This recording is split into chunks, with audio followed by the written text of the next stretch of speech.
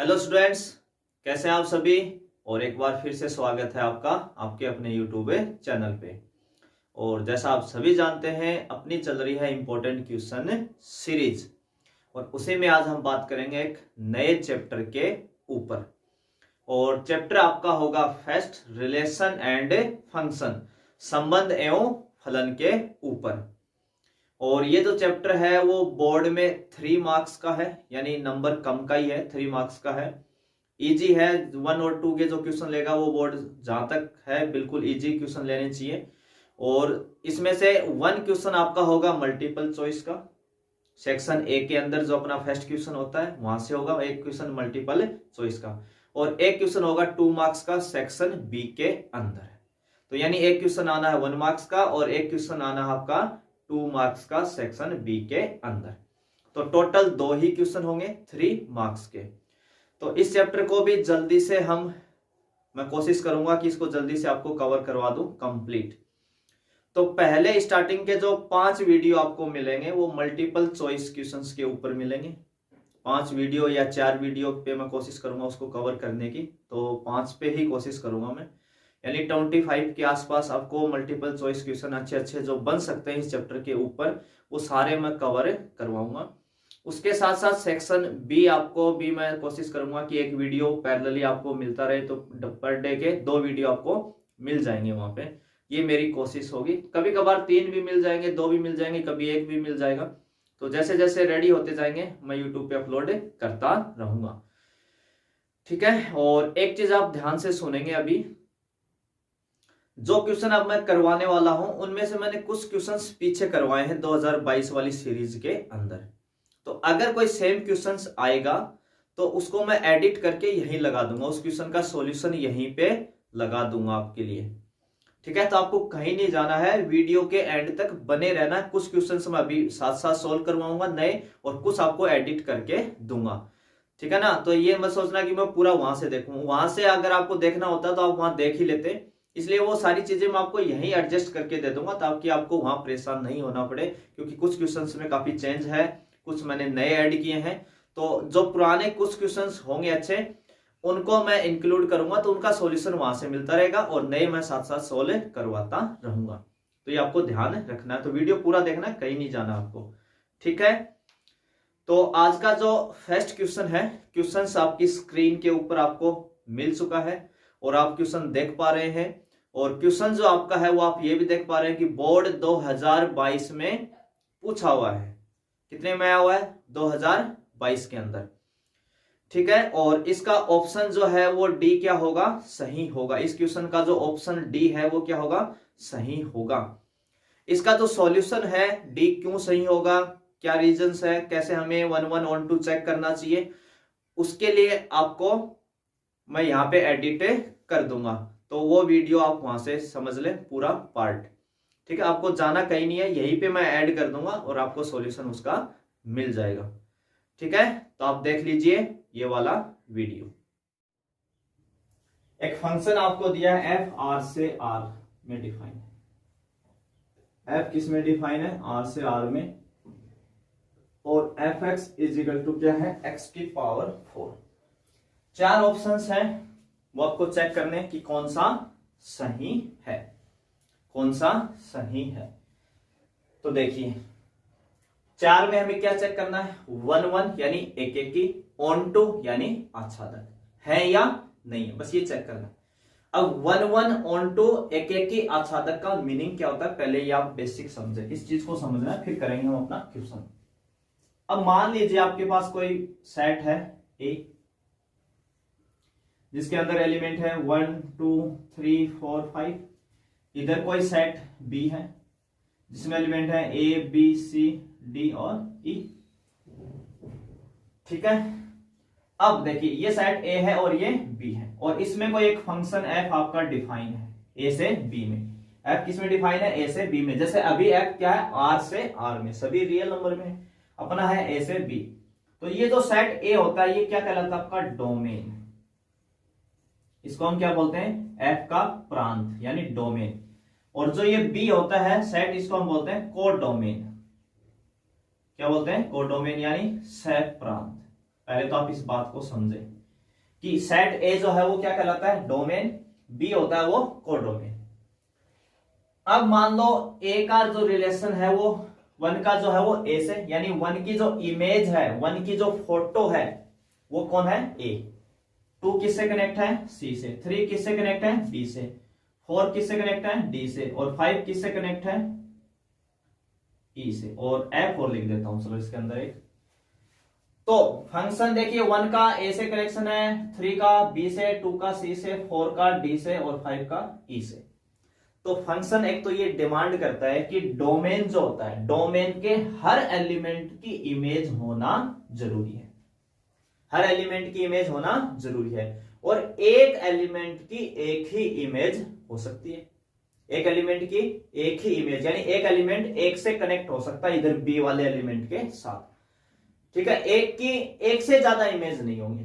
अगर ऐसा हुआ किसी एक एलिमेंट की अगर दो इमेज हुई, दो फोटो हुई, दो प्रतिबिंब बने, तो फिर तो फंक्शन ही डिफाइंड नहीं है, ठीक है। तो यहाँ पे तो क्योंकि हमें चेक करवा रहा है कि साधक 1 1 on 2, तो हमें ये तो देखने की टेंशन नहीं है कि फंक्शन डिफाइन है या नहीं, फंक्शन जरूर डिफाइन होगा उस केस के अंदर। फिर भी मैं थोड़ा बेसिक बता रहा हूं कि फंक्शन कब डिफाइन होगा। तो एक एलिमेंट की दो इमेज नहीं हो सकती, दो एलिमेंट की एक इमेज हो सकती है, दो एलिमेंट की एक इमेज हो सकती है, उस केस में फंक्शन आपका डिफाइन होगा। ये तो हुई फंक्शन की बात। अब देखिए, जो आपका सेट बी है जिसको हम कोडोमेन बोल रहे हैं यहां पे, इसकी ए की प्री इमेज है ना। देखो इधर से तो इमेज बोलते हैं कि वन की इमेज है ए, और जब उल्टा बोलते हैं तो बोलते हैं ए की प्री इमेज, ए का पूर्व प्रतिबिंब कौन है, वन है। बी का कौन है, थ्री है। टू का कौन है, सी है। डी का कौन है, फोर है। और ई का कौन है, फाइव है। यानी सेट बी के वो एलिमेंट जिनकी प्री इमेज इधर एग्जिस्ट करे ए के अंदर। तो किन किन की कर रही है, ए से लेके ई तक की कर रही है। तो ए से ई तक ये जो वैल्यू होती है इसको क्या बोलते हैं, रेंज, परिसर, है ना। इसको क्या बोलेंगे आप, परिसर, रेंज बोलेंगे इसको। देखो बी के अंदर ये एफ जो एलिमेंट है इसकी कोई प्री इमेज नहीं है। एफ जो इधर वाला एफ है बी का, ये इधर किसी से कनेक्ट नहीं है, इसकी कोई भी प्री इमेज यहां नहीं है, तो ये रेंज में नहीं आएगा। बी के वो एलिमेंट जिनकी प्री इमेज पूर्व प्रतिबिंब ए के अंदर ना हो, वो किस में नहीं आते, रेंज में नहीं आते।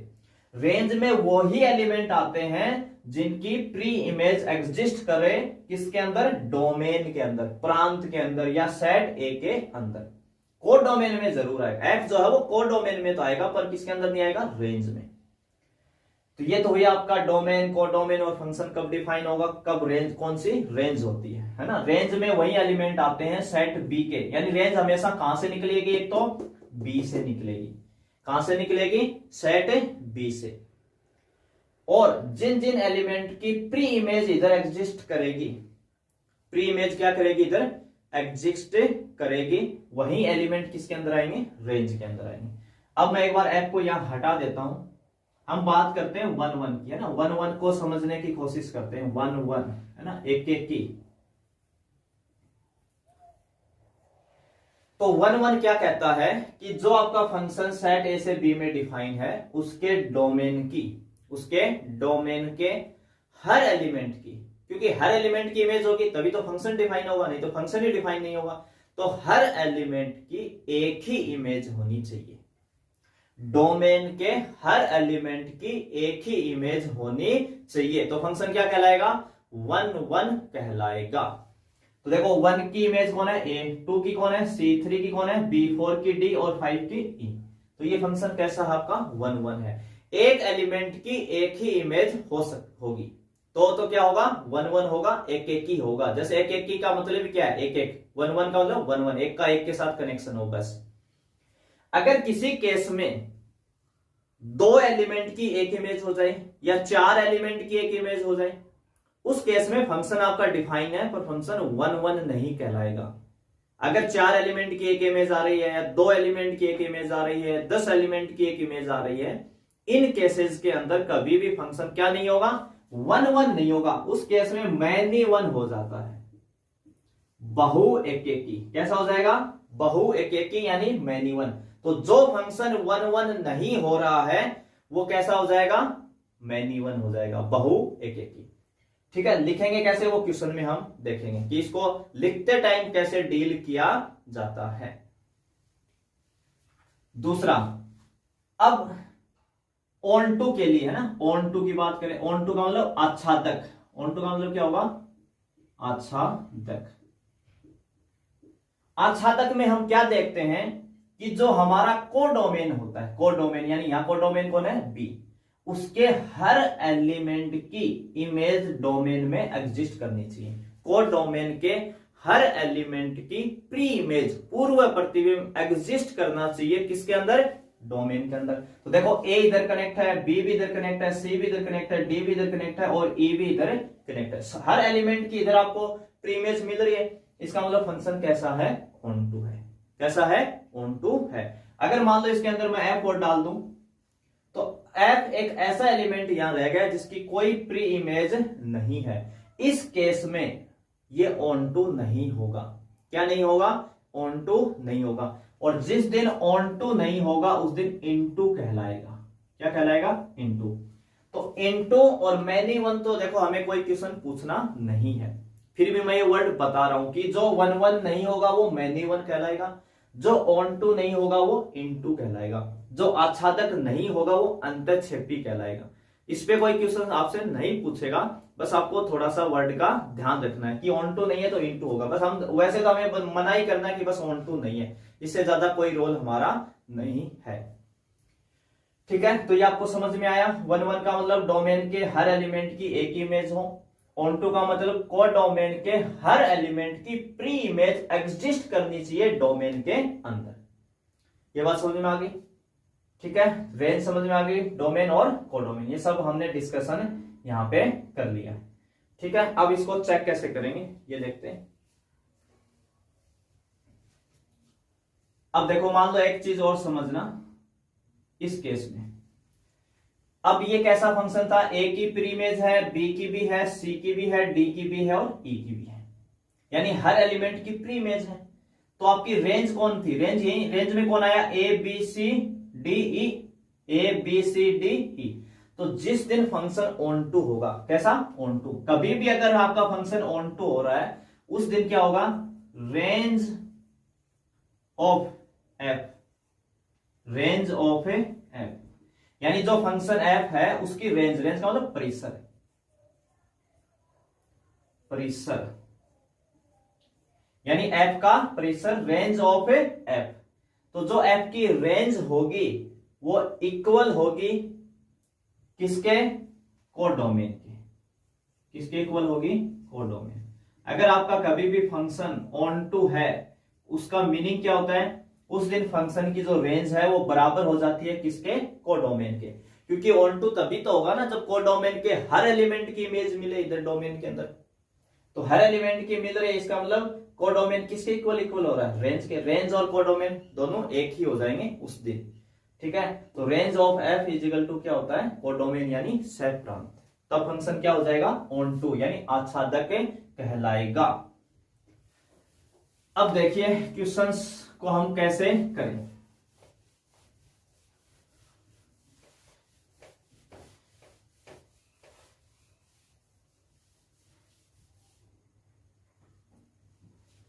अब एक चीज और आप ध्यान रखना, अगर इस टाइप का क्वेश्चंस है उसको शॉर्ट में मल्टीपल चॉइस के हिसाब से आपको डायरेक्ट कैसे डील करना है वो चीज भी मैं आपको बता देता हूं।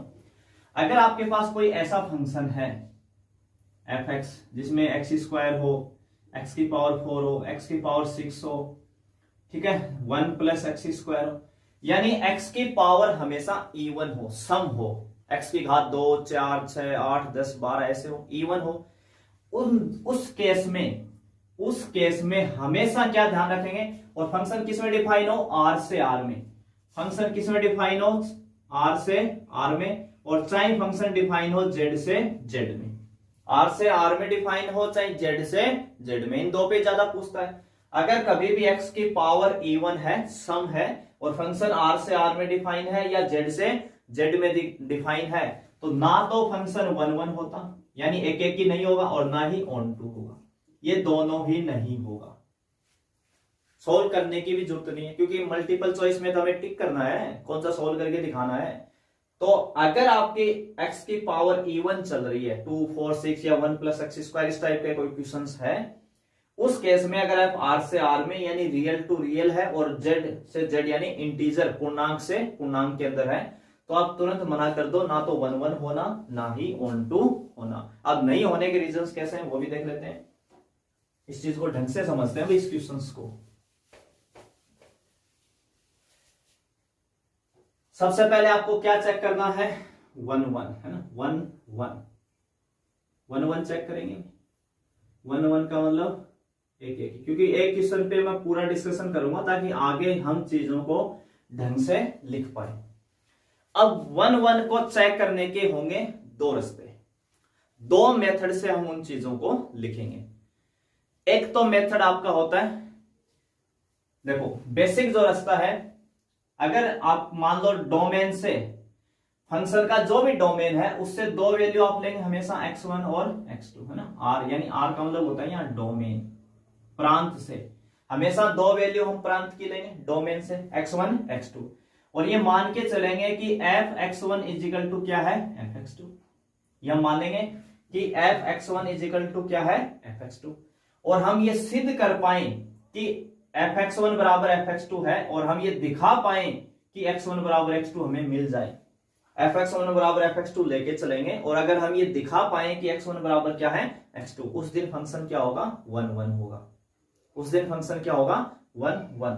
कैसे होता है वो और देखो, ये आपका सेट A है और ये आपका सेट B है, इसका कोई एलिमेंट, इसमें एक फंक्शन डिफाइन है f, मान लो डोमेन का एलिमेंट है x, जो ये x1 कह रहा हूं ना, इसकी जगह यहां मैं क्या लिख रहा हूं x लिख रहा हूं। तो ये जो x है, ये जब इसके अंदर दिखेगा यानी इसके ऊपर जब फंक्शन अप्लाई होगा तो वो इसके अंदर कैसा दिखेगा f(x) जैसा, कैसा दिखेगा f(x) जैसा। और यही जो f(x) होता है ना, इसी को हम, क्योंकि f(x) है तो किसी के तो बराबर होगा ना, f(x) कोई वैल्यू आएगी वो किसी के तो बराबर होगी, वो किसके बराबर मानते हैं y के बराबर मानते हैं। किसके बराबर मानते हैं y के, यानी इधर वाला जो x होता है वो उधर जाके कैसा दिखेगा, उसकी इमेज, उसकी फोटो कैसे दिखेगी f(x) जैसी, और उसकी वैल्यू को हम किसके इक्वल मानते हैं y के, यानी y बराबर f(x) होता है। तो इधर जो x था वो उधर कैसा दिखा f(x) जैसा। इसका मतलब f(x) कौन है, इमेज है। f(x) कौन होती है, इमेज, प्रतिबिंब होता है किसका, x का। तो यहां पे जब हम ये बात बोलते हैं ना कि f(x1) बराबर f(x2) है, f(x1) बराबर f(x2) है, तो बोल क्या रहे हैं उस चीज को, हम क्या समझ में आता है हमारे माइंड में उस टाइम कि ये क्या लिख दिया मैंने। तो जब आप ये बात बोलते हो कि f(x1) बराबर f(x2) है, तो आप ये बोलते हो कि इमेज बराबर है, क्या बराबर है, इमेज, क्योंकि f(x) तो क्या होगी आपकी इमेज, प्रतिबिंब होगा किसका, x का। यहां x1 की इमेज कौन है f(x1), x2 की इमेज कौन है f(x2). तो हम ये लेके चल रहे हैं कि इमेज बराबर है और दिखाना क्या है x1 बराबर x2, इसका मतलब क्या हुआ, एलिमेंट बराबर है। इधर इमेज बराबर है तो उधर से क्या दिखा रहे हैं कि एलिमेंट भी बराबर है। जब एलिमेंट सेम है तो इमेज सेम होगी होगी। तो अगर आप ऐसा दिखा पाते हो कि दो अवयव की इमेज बराबर हो, तब वो एलिमेंट भी क्या होते हैं, बराबर होते हैं, इक्वल होते हैं, तो फंक्शन क्या कहलाता है 1 1। नहीं तो क्या हो जाएगा, मैनी 1 हो जाएगा। 1 1 नहीं होगा उस दिन क्या हो जाएगा, मैनी 1।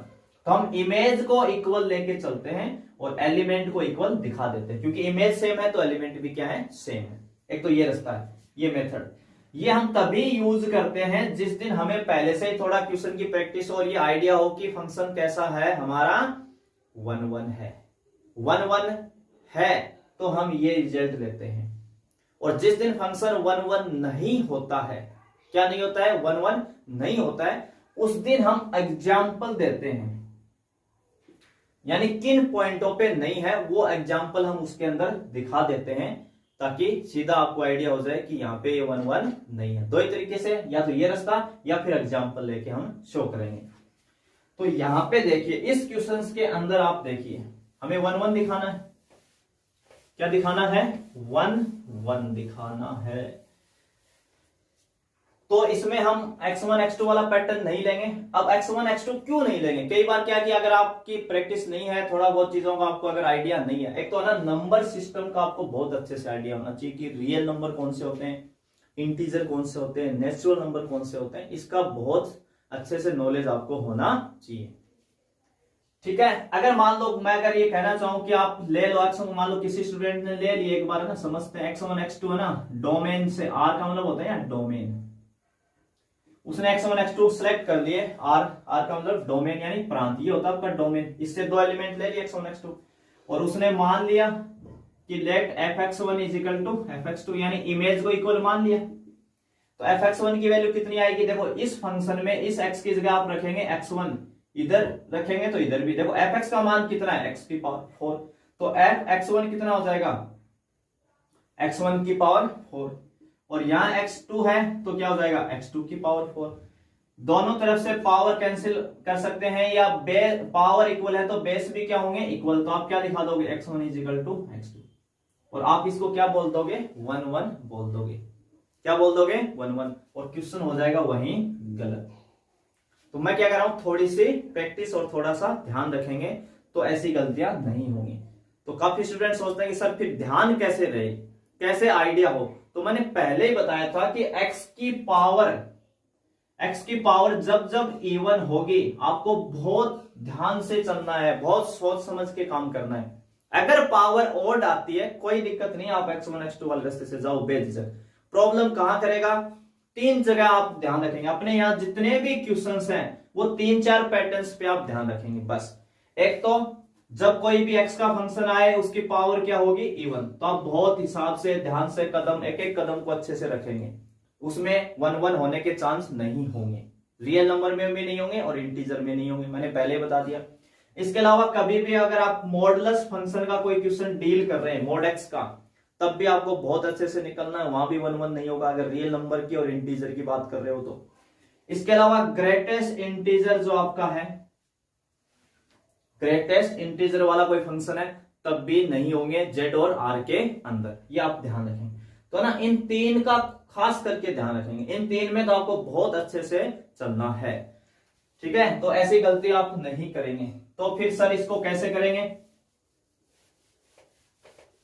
क्वेश्चन तो मल्टीपल चॉइस का है पर हम टाइम तो बहुत ले रहे हैं क्योंकि हमें पहले थोड़ा बेसिक समझना है, उसके बाद में कोई दिक्कत नहीं आने वाली है।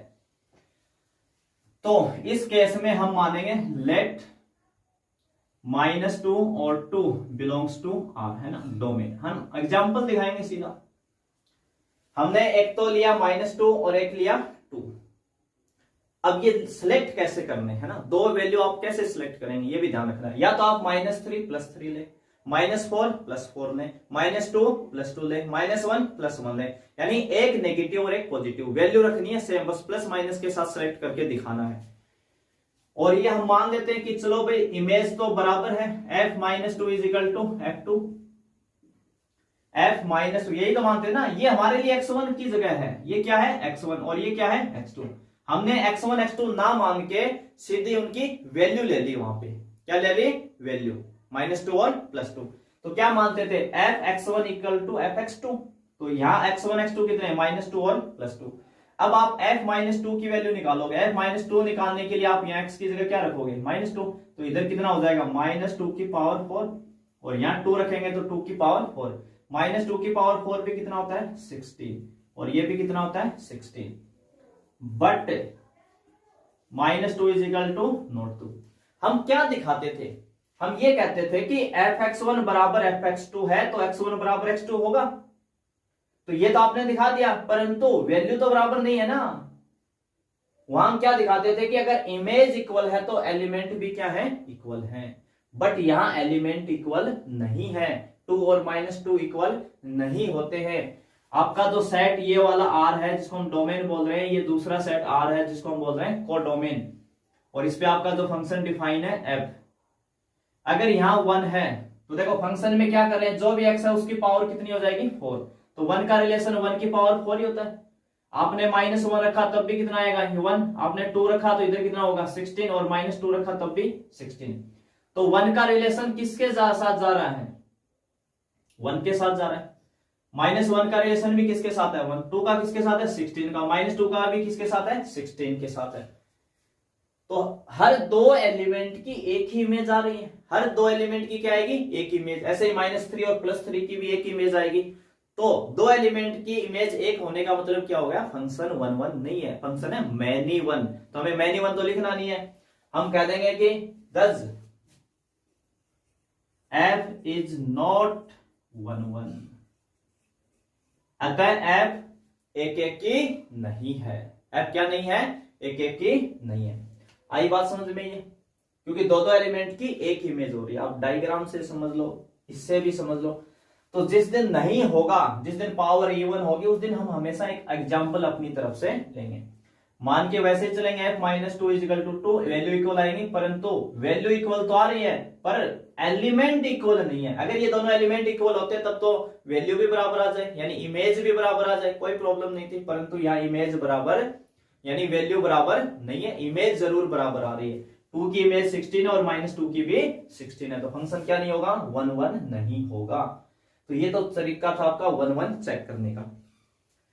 अब चेक करते हैं ऑन टू को, है ना। ऑन टू को भी कोशिश करते हैं देखने की, ऑन टू में हमें करना क्या होता है एक्चुअली, कैसे सॉल्व करेंगे, है ना, उसको और देखते हैं। इसी क्वेश्चन में हम क्या देखते हैं, ऑन टू, है ना, ऑन टू।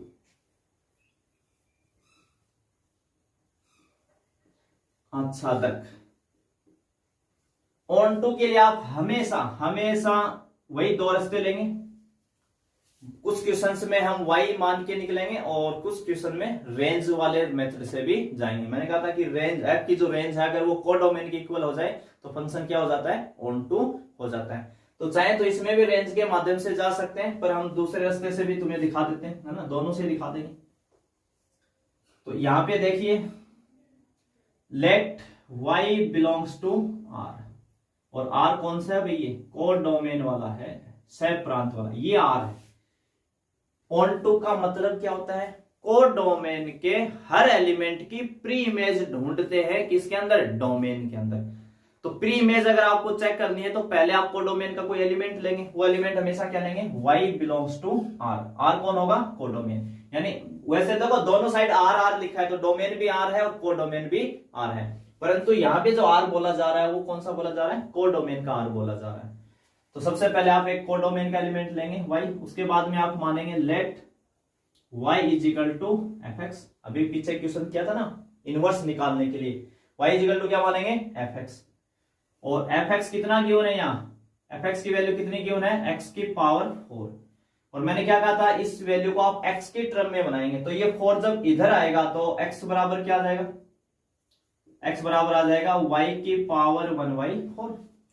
ये 4 इधर आएगी तो y पे कितनी लग जाएगी, 1/4।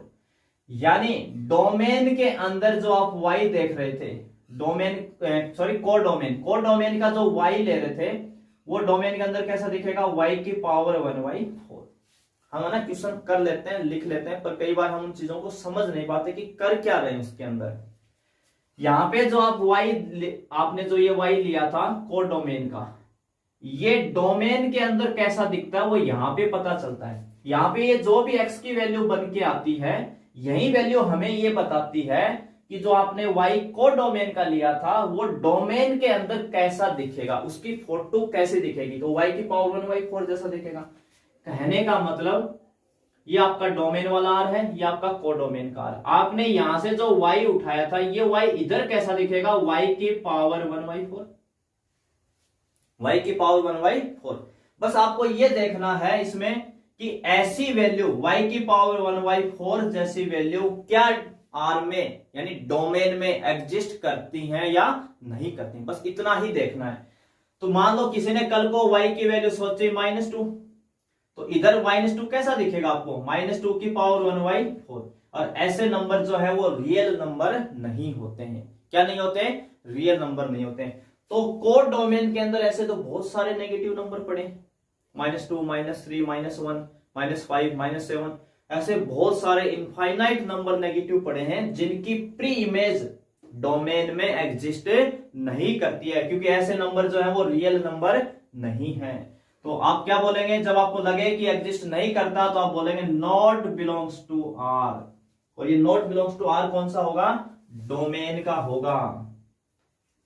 किसका होगा, डोमेन। यानी जो y लिया था वो इसके अंदर ऐसा दिख रहा था, पर ऐसे नंबर डोमेन में एग्जिस्ट नहीं कर सकते, कुछ करेंगे कुछ नहीं करेंगे, हमें तो एक ही एलिमेंट चाहिए। या तो इनफाइनाइट नंबर ऐसे पड़े हैं जिनकी प्री इमेज एग्जिस्ट नहीं करता। तो लैंग्वेज में भी अगर आप इसको लिखना चाहें तो लिख सकते हैं, since pre image of codomain does not exist, since pre-image of every element, since pre-image of every element of codomain not exist in a domain, यानी हर एलिमेंट की इमेज एग्जिस्ट नहीं कर रही है। और नहीं लिखे तो इतने में काम चल जाएगा, और आप बोल दें कि does f is not onto, function कैसा नहीं है, onto नहीं है, अतः आच्छादक नहीं है। तो इसके हिसाब से कौन सा ऑप्शन आपका सही होगा, क्वेश्चन नंबर 5 का डी ऑप्शन सही होगा।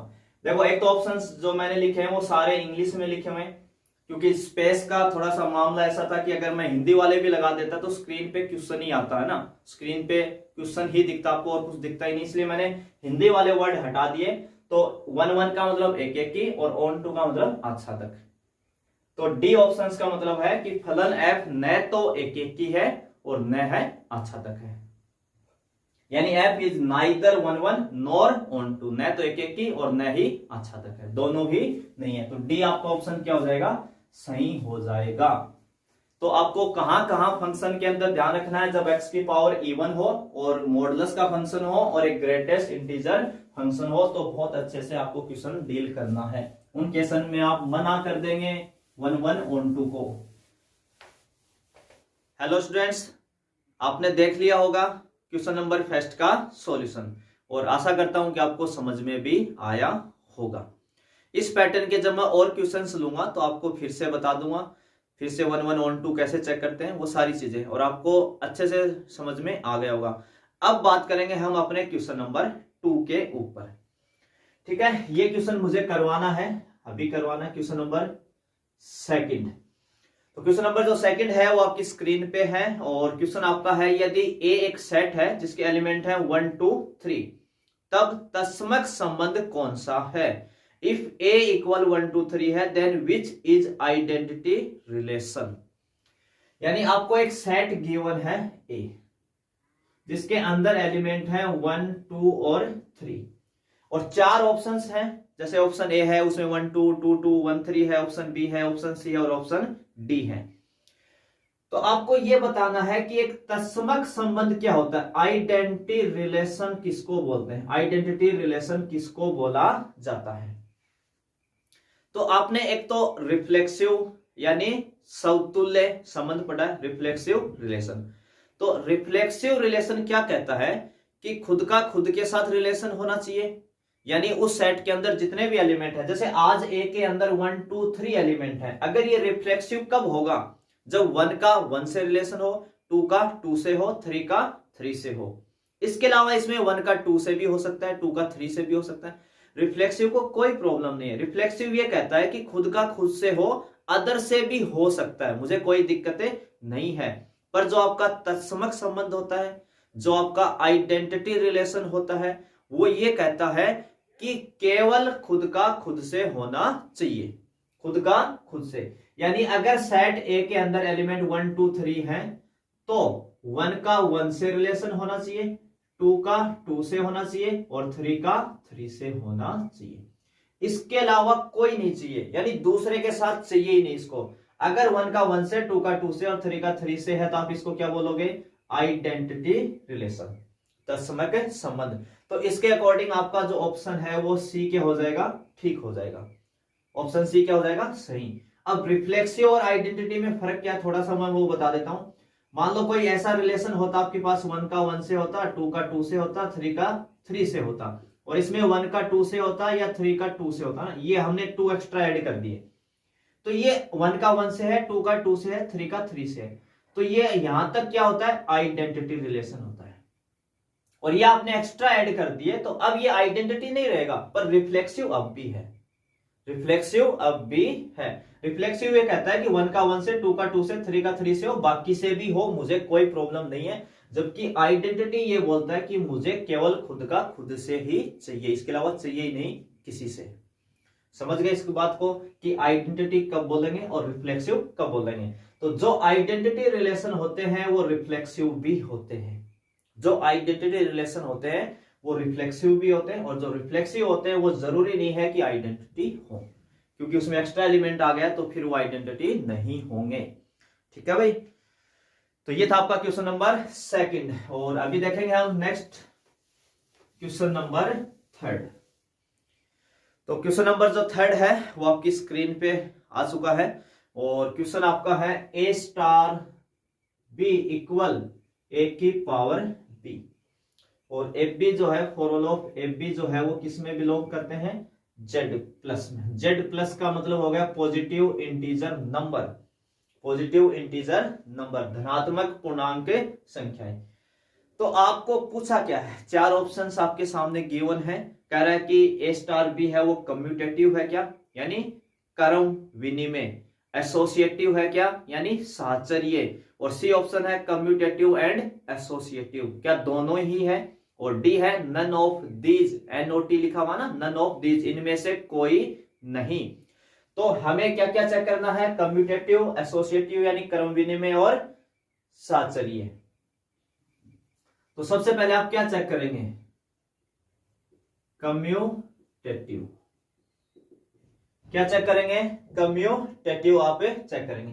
कम्यूटेटिव के लिए क्या कंडीशन फॉलो होनी चाहिए, ए स्टार बी बराबर होना चाहिए बी स्टार ए, क्योंकि मल्टीपल चॉइस क्वेश्चन है तो ज्यादा अपने को डिटेल में जाना भी नहीं है, लिख के सीधा सीधा आंसर बताना है। ए स्टार बी बराबर क्या होना चाहिए, बी स्टार ए। अब देखिए ए स्टार बी का मतलब क्या है, बाइनरी ऑपरेशन काम कैसे करता है, ए स्टार बी। तो यहाँ पे जो भी फर्स्ट वैल्यू लिखी हुई है वो यहाँ पे बेस बन गया आपका, और जो बाद में लिखी हुई है वो इसके घात में यानी पावर पे आ गई।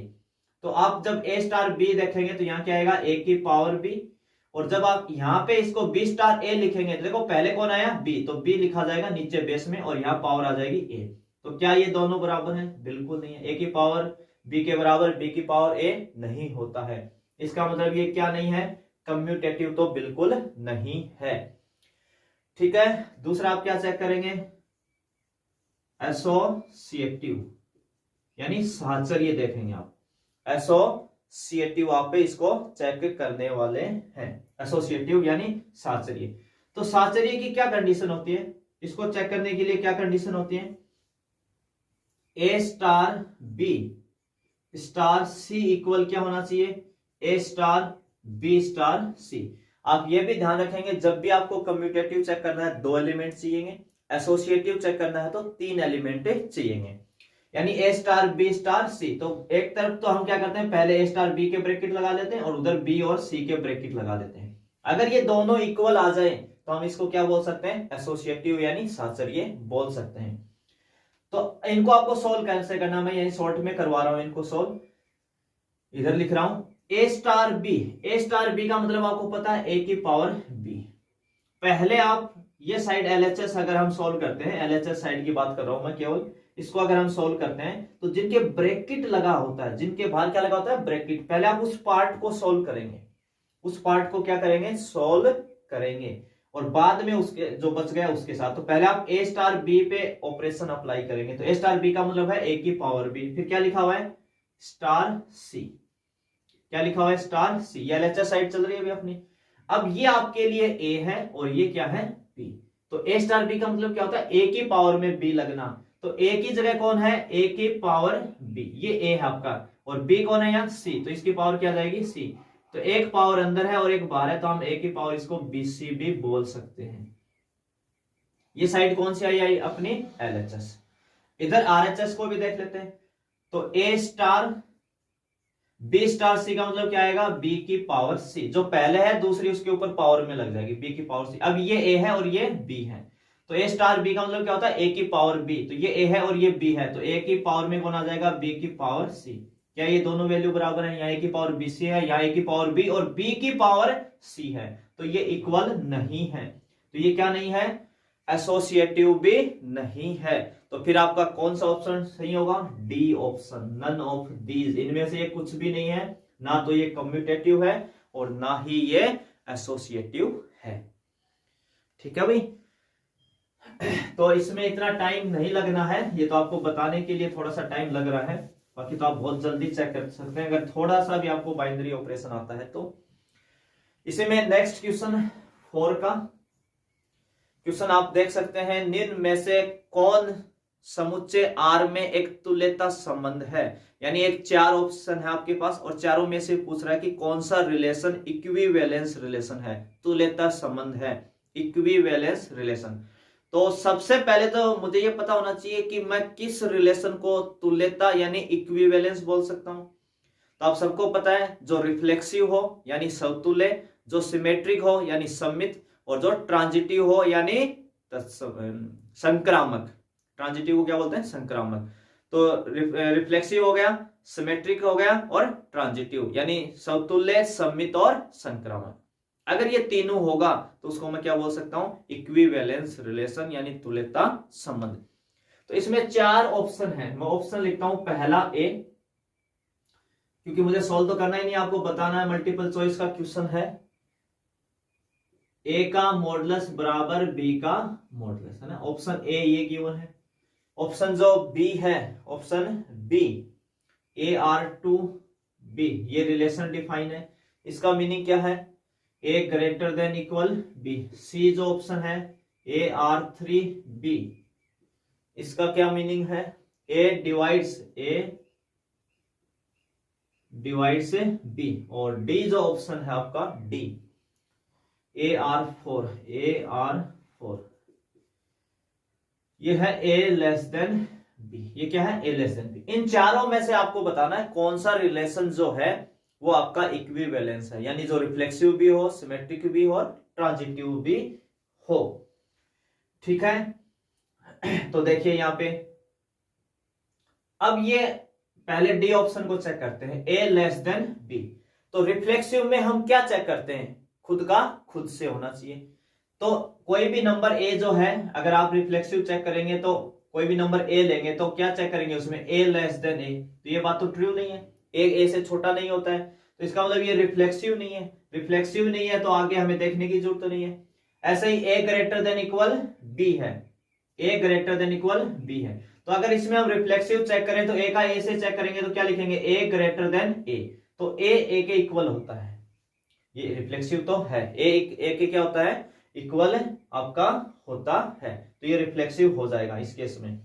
दूसरा ये ध्यान रखना है, कई स्टूडेंट सोचते हैं कि सर ए के इक्वल तो है पर ग्रेटर देन तो नहीं है। देखो कोई भी नंबर है वो खुद के इक्वल ही हो सकता है, छोटा और बड़ा तो हो ही नहीं सकता।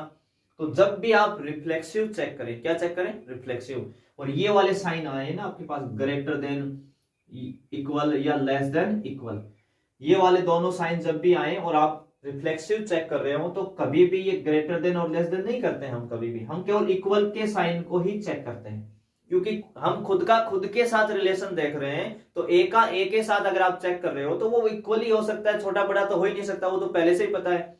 तो हमेशा रिफ्लेक्सिव में इक्वल का साइन देखा जाता है। किसका साइन देखा जाता है, इक्वल का। ये ग्रेटर देन लेस देन हम नहीं देखते हैं, ठीक है। तो यहाँ इक्वल है तो ये रिफ्लेक्सिव है इस केस के अंदर।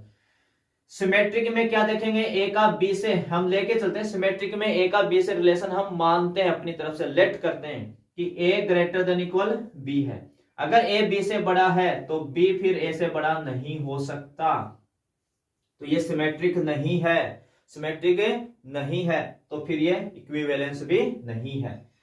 ए डिवाइड्स बी, अगर खुद का खुद से देखोगे तो आप क्या पढ़ोगे, ए डिवाइड्स ए, तो ए को डिवाइड करता है, बिल्कुल सही है, रिफ्लेक्सिव है।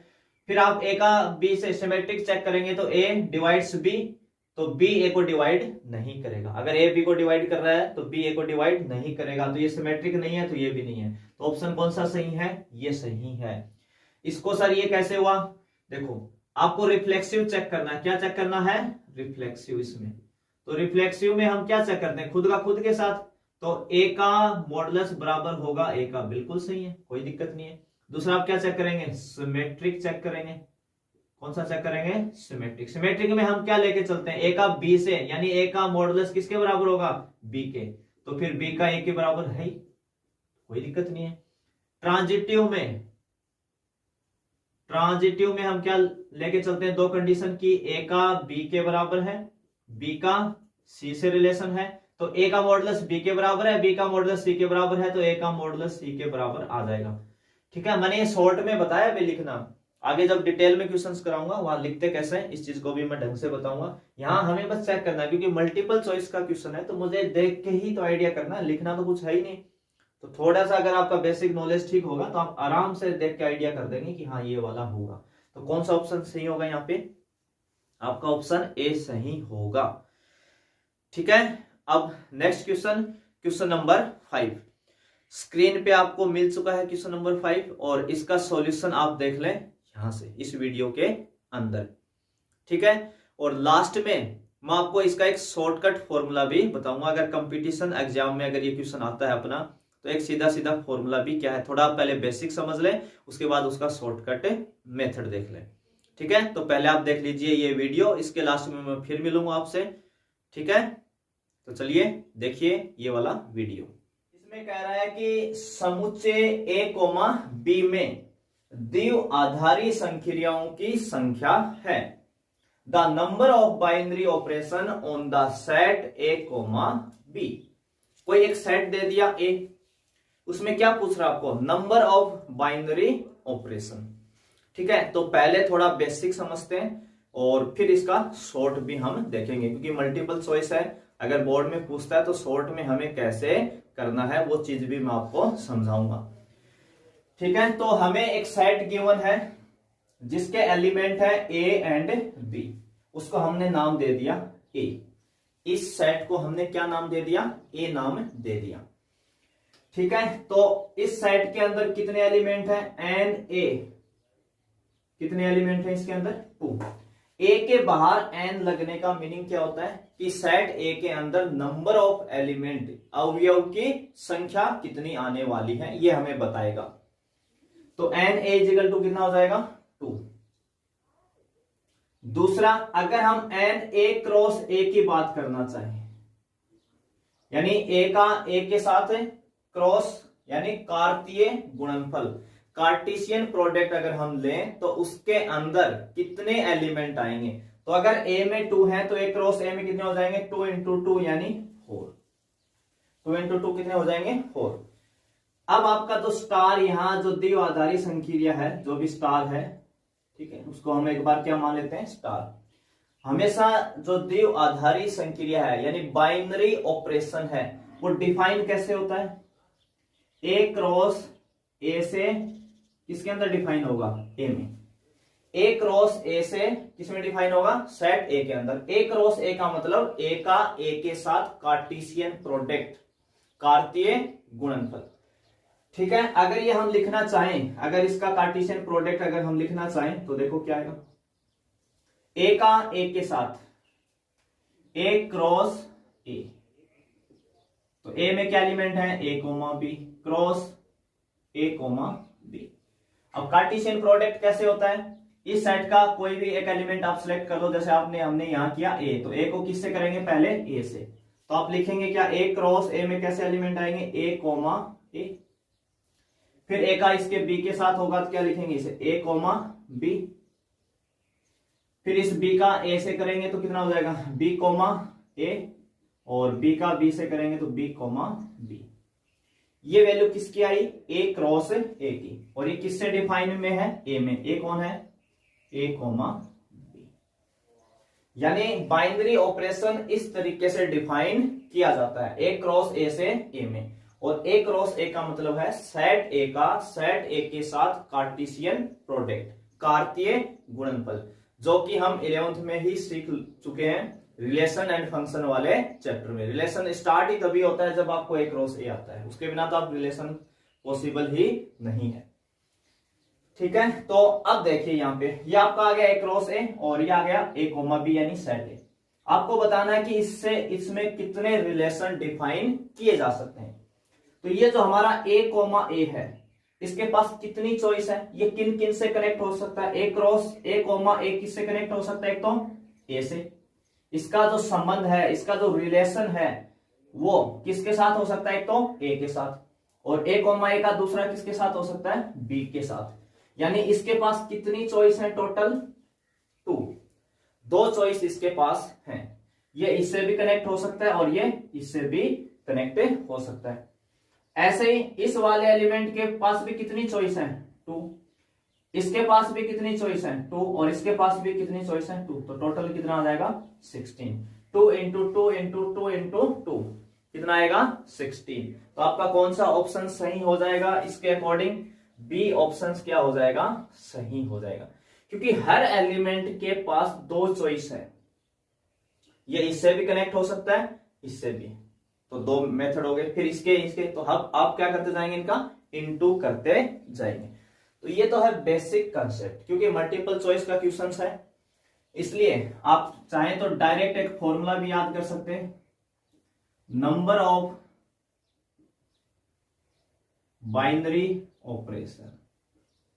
अगर आपको कभी भी डायरेक्ट पता करना हो नंबर ऑफ बाइनरी ऑपरेशन, तो जो फॉर्मूला है वो होता है n की पावर में n स्क्वायर। n की पावर में क्या होता है n स्क्वायर।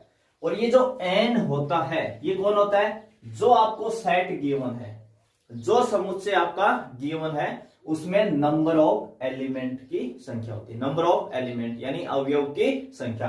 आज के दिन हमारे पास जो सेट ए है उसमें कितने एलिमेंट हैं, यहाँ ए और बी यानी 2 एलिमेंट हैं। तो यहाँ पे n की वैल्यू कितनी हो जाएगी आपकी 2, n की वैल्यू कितनी हो जाएगी 2 हो जाएगी। तो यहाँ पे n का मान कितना रखेंगे 2, और यहाँ पे भी n का मान क्या रखेंगे 2 और 2 की स्क्वायर। तो 2 की स्क्वायर कितना होता है 4, तो 2 की पावर 4 कितना होता है 16। देखो n की जगह यहाँ 2 रखा, यहाँ 2, तो 2 की पावर 2 यानी 4 और 2 की पावर 4 यानी 16। तो आप इस फॉर्मूले से भी जा सकते हैं। कल को अगर एलिमेंट इसके अंदर बढ़ा भी देता है तो आप इस रास्ते से निकले, ज्यादा आसान होगा। बिल्कुल शॉर्ट में 5 सेकंड में आप आंसर दे सकते हैं अगर आपको ये फॉर्मूला याद है तो। और बेसिक कंसेप्ट मैंने आपको समझा भी दिया है। ठीक है, तो ये था अपना आज का पहला क्वेश्चन। तो बस आज के इस वीडियो में करने थे क्वेश्चन नंबर 5, वो मैंने आपको करवा दिए हैं। चैनल को सब्सक्राइब करना मत भूलना और कमेंट तो बिल्कुल नहीं भूलना है आपको। ठीक है, नेक्स्ट वीडियो में फिर मिलते हैं, तब तक आप सभी का एक बार फिर से धन्यवाद।